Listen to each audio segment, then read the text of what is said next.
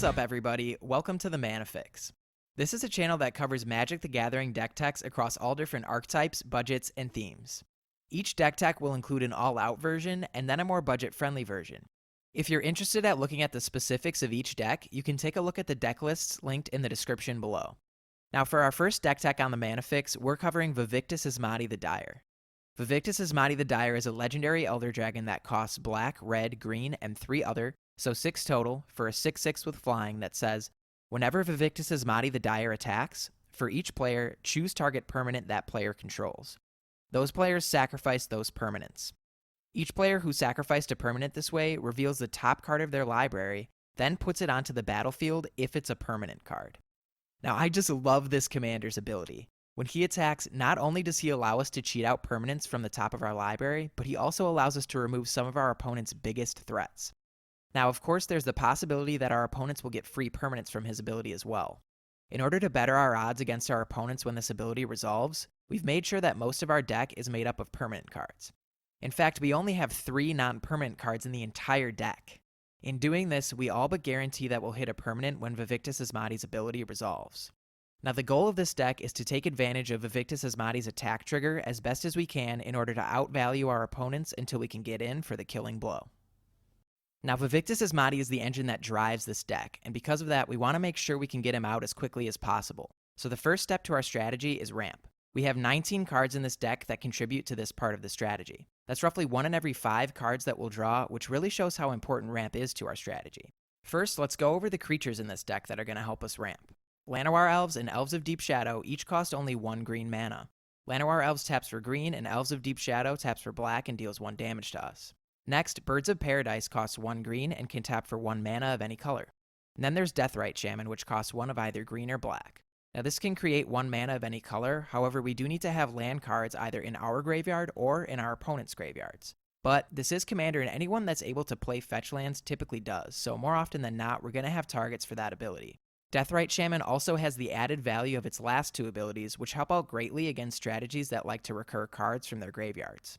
Now let's move on to the 2-drops. Bloom Tender has the potential to tap for 3 mana if we control permanents across all 3 of our colors, so it can ramp us a lot faster than a typical mana dork.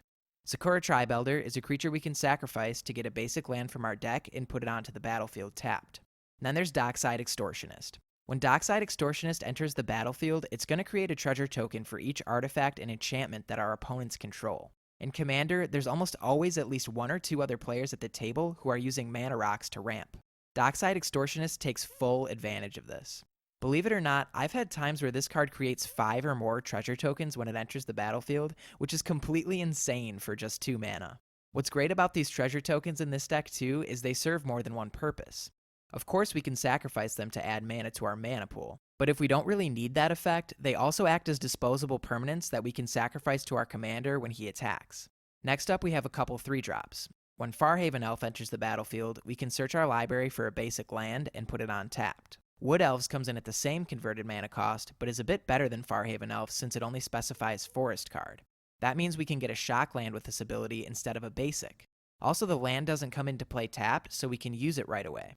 And then the last creature-based ramp card is Solemn Simulacrum. Solemn Simulacrum costs 4 generic mana and allows us to fetch a basic land and put it on tapped when it enters the battlefield. In addition to this, however, it also has the added bonus of drawing us a card when it dies. So once we get our commander out and attack with it, we can sacrifice Solemn Simulacrum to the attack trigger and get some extra value out of him. Moving on, let's talk about the artifacts we have that are going to help us ramp. In the 1-drop slot, we have Soul Ring and Mana Vault. Soul Ring is basically an auto-include in any deck, so there's really no explanation needed there. Mana Vault, though, is a great choice in this deck if you have the money for it or happen to have one on hand. It costs 1 to get out and can immediately tap for 3 colorless mana. Of course, it doesn't untap at our untap step, and if we want it to, we have to pay 4 mana, otherwise it deals 1 damage to us.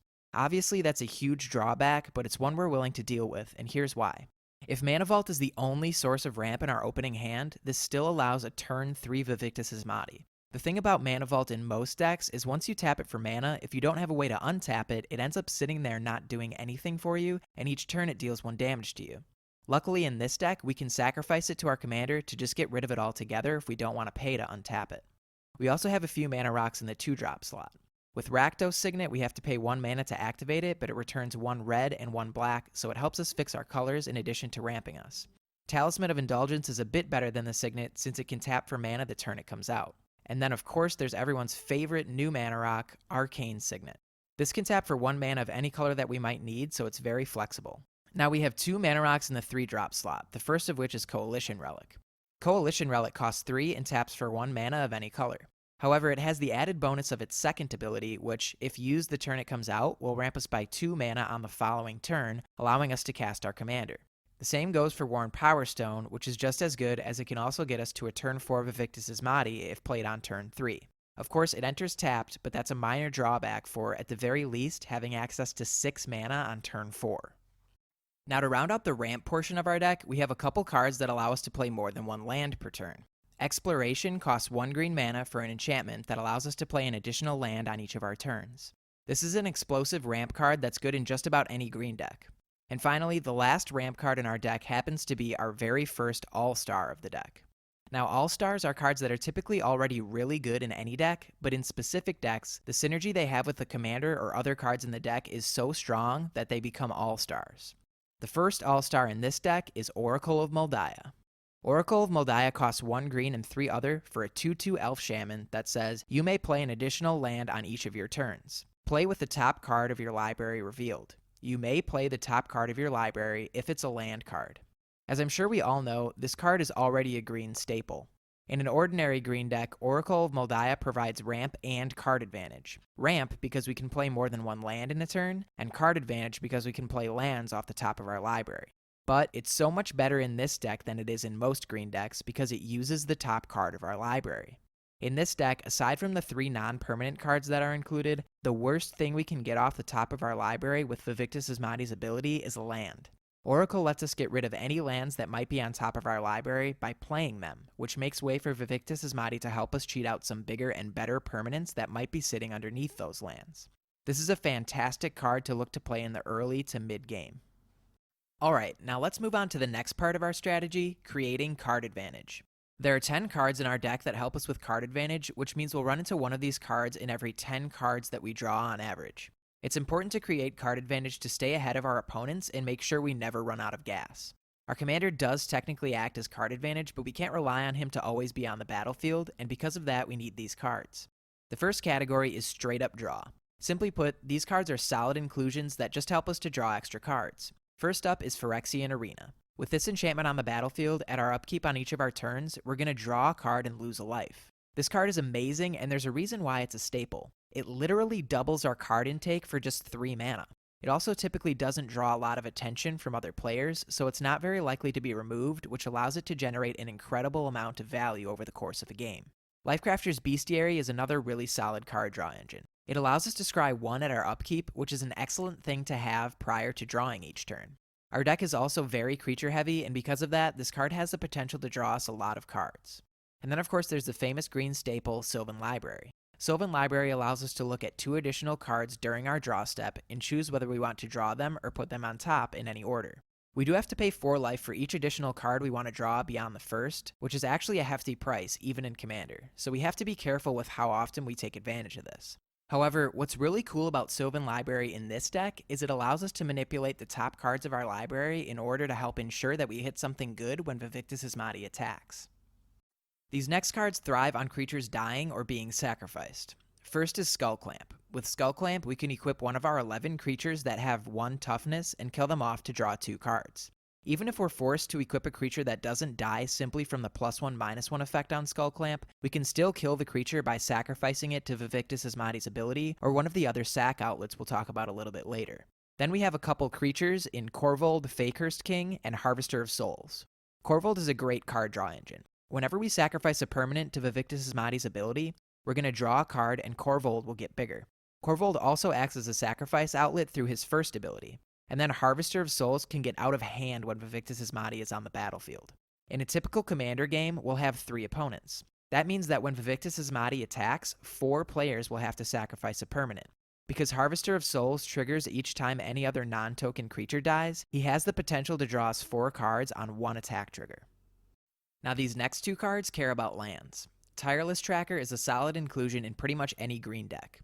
It's inevitable that, at times, we won't always be able to manipulate the top cards of our library prior to Vaevictis Asmadi attacking. As a result, we'll sometimes hit lands with his ability. Tireless Tracker makes those times hurt a little less because in addition to getting the land, we'll also get a clue. Clues can be sacrificed to draw additional cards, or if we don't need the card draw, it acts as a disposable permanent to target with our commander's ability. Next is the Get Rog monster. Especially in the late game, the cards that we choose to sacrifice to Vaevictis Asmadi's ability are often going to be our lands. The Get Rog monster will draw us a card every time we choose to sacrifice a land. Both of these cards also work really well with fetch lands, which is perfect since in the all-out version of this deck, we run all of the fetch lands that we're able to. Finally, we come to another all-star in our deck. This is Etali Primal Storm. Etali costs 2 red and 4 other, so 6 total for a 6/6 legendary Elder Dinosaur that says, whenever Etali Primal Storm attacks, exile the top card of each player's library. Then you may cast any number of non-land cards exiled this way without paying their mana costs. By itself, Etali is a fantastic card. Not only does its attack trigger allow you to cast spells that you otherwise would not have had access to, but it allows you to cast them for free. What's even better about Etali in this deck is it essentially acts as a second copy of Vaevictis Asmadi since it cares about the top cards of everyone's library and helps us cheat out permanents. So if for some reason we aren't able to use our commander or it becomes too expensive due to commander tax, Etali is a perfect backup plan. And that's not even to mention the sheer amount of value it provides when both it and our commander attack in one turn. It's not unheard of for this deck to have times where we've stacked the top cards of our library with multiple good permanent cards. Having both of these creatures attack in a single turn will let us get 2 of those permanents out instead of just 1. Now that brings me to the next step in our strategy, which is top deck manipulation. There are 14 cards in the deck that are going to help us fix the top card or cards of our library. On average, that's roughly 1 in every 7 cards that we draw into. I've mentioned a few of these cards already and will mention more in upcoming categories, so the ones I'll mention here are strictly about altering the top of our deck. First, we have 2 enchantments. Cream of the Crop costs 1 green and 1 other for an enchantment that reads, whenever a creature comes into play under your control, you may look at the top X cards of your library, where X is that creature's power. If you do, put 1 of those cards on top of your library and the rest on the bottom of your library in any order. With this enchantment on the battlefield, when we play a creature in our first main phase, it will allow us to ensure that we hit something good when Vaevictis Asmadi's ability resolves. Miri's Guile lets us look at the top 3 cards of our library and put them back in any order at our upkeep. With this, we can stack the top 3 cards so that we draw into something that's better off in our hand and have the second card from the top be the card that we want to cheat out with Vaevictis Asmadi. And now we have 2 artifacts that have a similar effect. Sensei's Divining Top is one of those cards that can pretty much go in any deck as it provides great card selection and is nearly impossible to remove. It's even better in our deck though because we can pay 1 to reorder the top 3 cards of our deck to make sure we can cheat something good into play with our commander. Scroll Rack helps us do the same by putting cards from our hand on top of our library. Lastly, there's Grimflayer, which is a 2-drop, 2/2 creature with trample that says, whenever Grimflayer deals combat damage to a player, look at the top 3 cards of your library. Put any number of them into your graveyard and the rest back on top of your library in any order. He also has Delirium, so he becomes a 4/4 if there are 4 or more card types in our graveyard. Unfortunately, with Grimflayer, his ability triggers when he deals damage. Because of this, when Grimflayer and Vaevictis Asmadi attack together, Vaevictis Asmadi's trigger will resolve before Grimflayer's ability does. However, if there are multiple permanent cards on the top of our library, we can stack our library so that the second card from the top is the one we want to cheat out. Then, on the following turn, we'll draw the top card of our library, and the second one will come out when Vaevictis Asmadi's ability resolves. Grimflayer also lets us put cards in our graveyard, which synergizes very well with the next part of our strategy. Recursion is a sub-theme to our deck. That's because Vaevictis Asmadi forces us to sacrifice our own permanents. Also, in a creature-heavy deck, some of our creatures are bound to be killed by our opponents. As a result, we want to have ways to get those creatures back if we need to. Recursion makes up 7 of our 99 cards, which on average is roughly 1 in every 14 cards. So it doesn't make up a large portion of our deck, but again, it's a sub-theme. There are 2 enchantments in the deck that will get creatures back from our graveyard. Animate Dead is a great recursion spell in this deck. It has the ability to target creatures in our opponent's graveyards in addition to our own, and it only costs 2 mana. Journey to Eternity is an aura enchantment. When we enchant one of our creatures with it, it essentially prevents that creature from dying the first time it would be killed. The plan with this aura is to enchant a creature we control, and then target that creature with Vaevictis Asmadi's ability. When the enchanted creature is sacrificed, it will come back from the graveyard due to Journey to Eternity's triggered ability. Journey to Eternity will transform into Atzal Cave of Eternity, which will allow us to put a creature card from our graveyard onto the battlefield for 5 mana. Next up, we have a couple lands that'll help us get creatures back from our graveyard when they enter the battlefield. Mortuary Mire enters the battlefield tapped, but when it enters, we can put target creature card from our graveyard on top of our library. This might seem worse than getting the creature back to our hand, but in this deck, it can be even better. If we play this land before attacking with Vaevictis Asmadi, we can put that creature onto the battlefield for free. Witch's Cottage is very similar, however we have to control at least 3 other swamps when this enters the battlefield. We won't always be able to meet that requirement, but when we can, it'll pay off big. Next up is Noxious Revival. This is a great recursion spell on its own due to the fact that it can get any card back to the top of our library, and it can be cast simply by paying 2 life. In this deck, though, it's even better since we can cast it in response to Vaevictis Asmadi's trigger, allowing us to fix the top card of our deck prior to the ability resolving. Next, we have 2 creatures that can help us get other creatures back from our graveyard.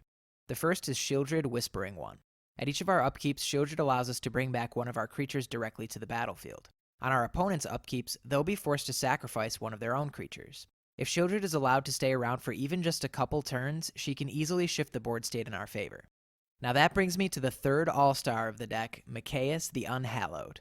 Mikaeus the Unhallowed is a 5/5 legendary zombie cleric with Intimidate that costs 3 black and 3 other, and says, whenever a human deals damage to you, destroy it. Other non-human creatures you control get +1/+1 and have Undying. The best part of this card is of course the second ability, which gives all non-human creatures we control Undying. Now it's worth noting that this deck runs a total of 30 creatures and only 3 of them are humans. So this second ability on Mikaeus will affect 90% of the creatures in our deck. Having creatures with Undying on the battlefield means we can sacrifice them to Vaevictis Asmadi's ability or another sacrifice outlet, and if they didn't already die once, they'll return to the battlefield with a +1/+1 counter. Another reason Mikaeus is so good in this deck is he's a part of 2 infinite combos that I'll talk about a little bit later in the video.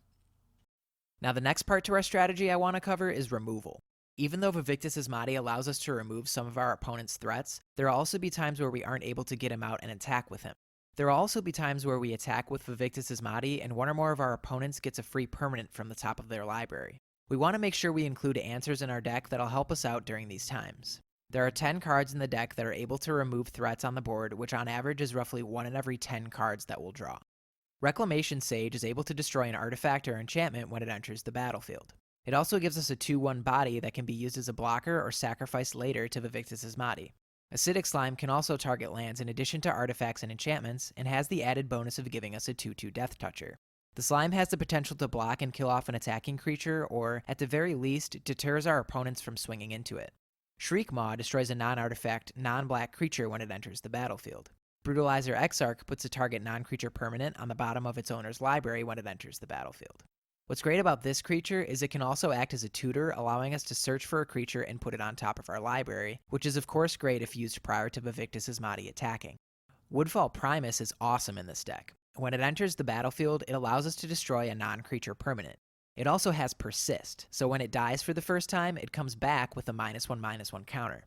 In short, we can sacrifice this to Vaevictis Asmadi, and when we do, it will come back and destroy another non-creature permanent. Next up, we have a couple of enchantments that can help to keep our opponent's creatures off the battlefield. Those enchantments are Grave Pact and Dictate of Erebos. With one of these 2 enchantments on the battlefield, whenever one of our creatures dies, all of our opponents must sacrifice one of their own creatures. These cards work great in conjunction with our commander or one of our sacrifice outlets. Both of these enchantments do the exact same thing, but Dictate of Erebos has a slightly higher converted mana cost, with the added bonus of being able to cast it at instant speed. Now, all commander decks typically run board wipes. This deck, however, thrives on having many permanents on the battlefield, so there won't be too many times where we want to wipe the board. However, I have included one board wipe in the form of a permanent, and that's Oblivion Stone. This is probably the best board wipe we can run in this deck, because if we get it out and we don't need to blow up the board right away, we can use its first ability to put fate counters on Vaevictis Asmadi and other permanents we control, so that when we do end up using it, we still have a board state. The last card in this category is Attrition, which is a sacrifice outlet that allows us to destroy our opponent's creatures. Now yes, it can only target non-black creatures, but still, to have a repeatable effect like this on an enchantment is very powerful, especially if we are also benefiting from our own creatures dying. A couple times now, I've brought up the fact that this deck contains more sacrifice outlets than just our commander. Sometimes sacrificing our own creatures is something we actually want to do, since we have several cards that care about our creatures dying. We've already talked about several of these cards, such as Grave Pact, Dictate of Erebos, Harvester of Souls, Korvold, and others. In order to get value from these cards, we need sacrifice outlets. There are 5 sacrifice outlets in this deck, not including the commander. 2 of them have already been mentioned in Korvold and Attrition. After that, there's Ashnod's Altar, which is a free sacrifice outlet, meaning the only cost to activate the ability is sacrificing a creature. Ashnod's Altar is probably one of the best sacrifice outlets in the game, as it creates 2 colorless mana for each creature we sacrifice. Birthing Pod is a sacrifice outlet that also allows us to tutor creatures and put them directly onto the battlefield. And finally, we have Altar of Dementia. This is another free sacrifice outlet that can mill out our opponents and is another piece to one of the essential combos that we run in this deck. Another important aspect to any commander deck is the inclusion of tutors. This deck has 7 cards that allow us to search our library, which rounds out to about 1 in every 14 cards on average. 2 of these 7 cards have already been covered. We talked about Birthing Pod as well as Brutalizer Exarch. In this deck, we've also included Vampiric Tutor and Worldly Tutor. Now, typically the fact that each of these tutors puts the card you searched for on top of your library is a drawback. However, in this deck, it can be argued that this is actually a benefit. Casting one of these spells in response to a Vaevictis Asmadi trigger will allow us to put whatever card we searched for directly onto the battlefield, and it only costs us a total of 1 mana. Now that's what you call value. Next, Pattern of Rebirth is an aura that allows us to search for a creature and put it directly onto the battlefield when the creature it's enchanting dies. It should be relatively easy for us to kill off the enchanted creature one way or another. Liliana Vess is a great addition to this deck. With this Planeswalker, we're mostly looking at the -2 ability, which allows us to search our library for any card and put it on top of our library. I think you know where I'm going with that one. And now last but certainly not least is Goblin Recruiter, which allows us to search for any number of Goblin cards and put them on top of our library in any order. Now at first glance, this may seem to you to be a strange addition to this deck. I've only mentioned 1 Goblin in the deck so far, and while Dockside Extortionist is a great ramp spell and can make an impact on the game, it's not something we will always want to tutor for. The Goblin we'll typically be searching for is Kiki-Jiki Mirror Breaker. That's because Kiki-Jiki is part of a key combo in this deck. So yes, there are infinite combos in this deck, but I think we've all seen so far that this deck doesn't really need infinite combos to win. There are plenty of other ways to do that, and these combos come only in addition to those other ways. They also act as alternate wins if Vaevictis Asmadi gets shut down. There are 3 combos in the deck. Combo number 1 is Kiki-Jiki and Combat Celebrant. With both of these cards on the battlefield, we can create infinite combat steps and infinite copies of Combat Celebrant. Here's how it's done. With both of these cards on the battlefield, we tap Kiki-Jiki to make a token of Combat Celebrant. Now, we can only attack with 1 Combat Celebrant, because if we attack with both, the untap trigger will only occur once. Our goal is to untap Kiki-Jiki each time so we can make another copy of the Celebrant each time. So continuing with the combo, we attack with 1 Combat Celebrant. The Celebrant triggers and we untap all other creatures we control, including Kiki-Jiki, and create an additional combat step. At the beginning of that next combat step, we tap Kiki-Jiki and create another Combat Celebrant. Again, we have 2 Combat Celebrants. One will attack, the other will wait until the next combat step. We continue to do this over and over until all of our opponents are dead. Combo number 2 is Mikaeus and Triskelion. This one is very common, but in case you're not sure how the interaction works, here's the rundown. With both of these cards on the battlefield, activate Triskelion's ability 3 times by removing a +1/+1 counter from it each time. Use the first activation to target an opponent of your choice and the final 2 activations to target Triskelion itself. Triskelion will die, triggering its Undying ability granted to it by Mikaeus. This will bring Triskelion back to the battlefield with an additional +1/+1 counter on it. No problem. We can remove all 4 of its +1/+1 counters this time, using 2 of the activations to target our opponents and the last 2 to kill Triskelion, again triggering Undying and repeating the cycle all over again. Continue to repeat the cycle until you're able to ping all of your opponents to death. Combo number 3 is similar to the last, but wins in a completely different way. This one uses Mikaeus, Woodfall Primus, and 1 free sacrifice outlet, preferably Altar of Dementia. With all 3 of these on the battlefield, we begin the combo by sacrificing Woodfall Primus to our sacrifice outlet. Woodfall Primus's Persist ability triggers, but so does its Undying trigger granted to it by Mikaeus. Both of these abilities tell the creature to return to the battlefield. When it does, however, it gets both a +1/+1 counter from Undying and a -1/-1 counter from Persist. These will cancel each other out, and no counters will be seen when the creature dies again. Therefore, we can infinitely sacrifice this creature and bring it back, removing all non-creature permanents that our opponents control. Yes, that would include lands. If Altar of Dementia is used as the sack outlet in this combo, then this will also mill our opponents to death, resulting in a near instant win. Now, there are a few cards included in the deck that don't really fit into any particular category, but nevertheless are essential inclusions. First off, there's Swiftfoot Boots and Lightning Greaves. These two cards will help us out a great deal since they both have the ability to give our commander haste and prevent him from being targeted by our opponent's removal spells. Aid from the Cowl is another excellent addition to the deck. Similar to Vaevictis Asmadi, this allows us to cheat out a permanent from the top of our library at our end step as long as a permanent we controlled left the battlefield this turn. The Revolt requirement will be easy for us to meet since we are often sacrificing our own permanents with this deck. And finally, we have the last all-star in our deck, It That Betrays. It That Betrays costs 12 generic mana for an 11/11 Eldrazi with Annihilator 2 that says, whenever an opponent sacrifices a non-token permanent, put that card onto the battlefield under your control. 12 mana is a hefty price to pay, but hopefully we can cheat it out with Vaevictis Asmadi's ability instead of hard casting it. Once it's out, every time we attack, each permanent that we force our opponents to sacrifice will come back under our control. If this sticks for even just one combat phase, we'll most likely be way ahead of our opponents. Now to round out the all-out version of this deck, I'll quickly go over the land base. First off, we're running all possible fetch lands that we can in these colors. These are optimal not only for mana fixing and deck thinning, but because of synergies present in cards like Tireless Tracker and the Gitrog monster. These lands also allow us to shuffle our library, which is helpful when we know that what's on top of our library isn't ideal for our commander's ability. Of course, the number one targets for our fetch lands are going to be shock lands. We're running all three of those. Command Tower, Mana Confluence, and City of Brass can all tap for any of our colors. Fabled Passage and Prismatic Vista are two new fetch lands that each can grab us a basic land of any type. Czech Lands are up next. We're running all three of these as they have a very good chance of entering untapped. Exotic Orchard and Reflecting Pool both have the potential to tap for any of our three colors. Exotic Orchard relies on our opponent's lands and Reflecting Pool relies on our own. Moving on, let's talk about the utility lands in the deck. We've already talked about Mortuary Mire and Witch's Cottage, which help us to recur creatures from our graveyard. Ancient Tomb is an excellent inclusion as it helps us to ramp at the beginning of the game, allowing us to cast our commander even earlier. Hall of the Bandit Lord is an excellent land in this deck because it allows us to attack with Vaevictis Asmadi the turn we cast him. Urborg, Tomb of Yawgmoth is going to help us fix our mana a little, which is great because 39% of the mana symbols in our deck are black.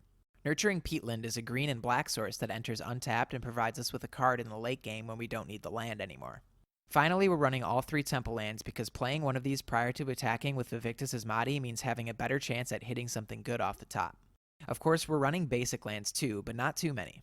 Green is the most predominant color in the deck and the most important color to have in the opening turns, so we're running 4 basic forests as opposed to just 1 basic mountain and 1 basic swamp. Now it's time to take a look at the stat sheets. Here's our mana curve. We have 13 cards at 1 CMC, 15 at 2 CMC, and 13 at 3 CMC.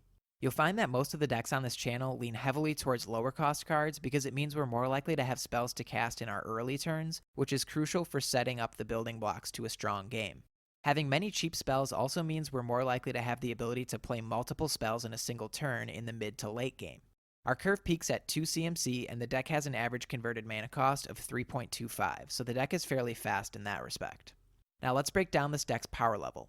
When deciding the power level of a deck, I always consider 5 factors.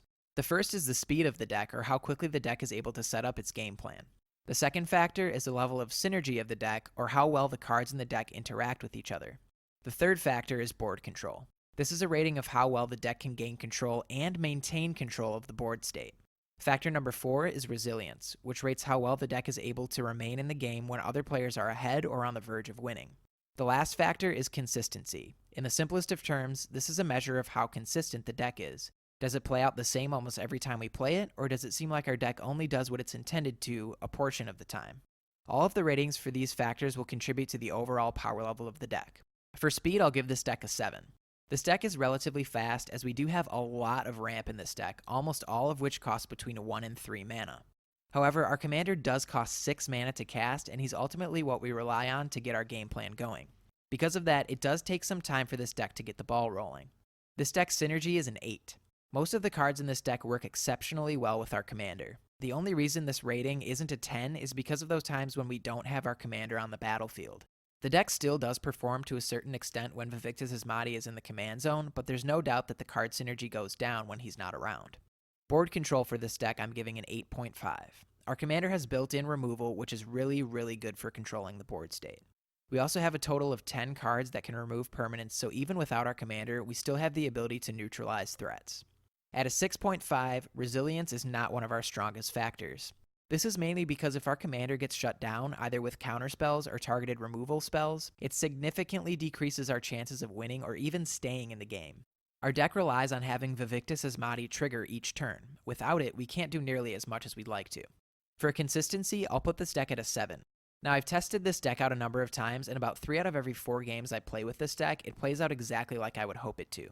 The early turns are used to ramp us up to 6 mana as quickly as possible. Then we play Vaevictis Asmadi and attack with him each turn until we begin to outvalue our opponents. There are times where we don't end up with any ramp in our opening hand, or we get caught with a well-timed counterspell or removal spell, which brings the consistency down a bit, but 7 is still pretty solid. Averaging out these scores, we come to an overall power level of 7.4. Now that'll do it for the all-in portion of the deck tech, but what if you're the person who prefers to build on a budget or doesn't really want to throw a bunch of money at this deck right away? Now that's where the budget breakdown comes in. In our first budget breakdown, we'll go over some of the substitutions you can make to cut costs. In the ramp category, Felwar Stone can be swapped in for Arcane Signet. Mana Vault comes at a big price. Let's instead swap in Wayfarer's Bauble. Dockside Extortionist is great, but expensive. Instead, let's put in Talisman of Impulse. In place of Exploration, let's put in Explorer's Scope. This may even be an upgrade in some cases, as it has a higher synergy with our commander.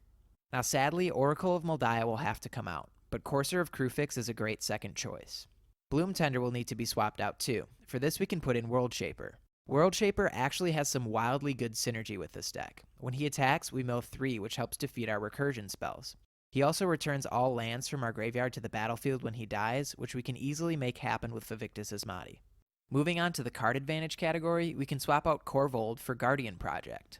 We have 28 creatures in the budget version of this deck, so this enchantment has the potential to draw us a lot of cards. Phyrexian Arena will come out for Yavimaya Elder.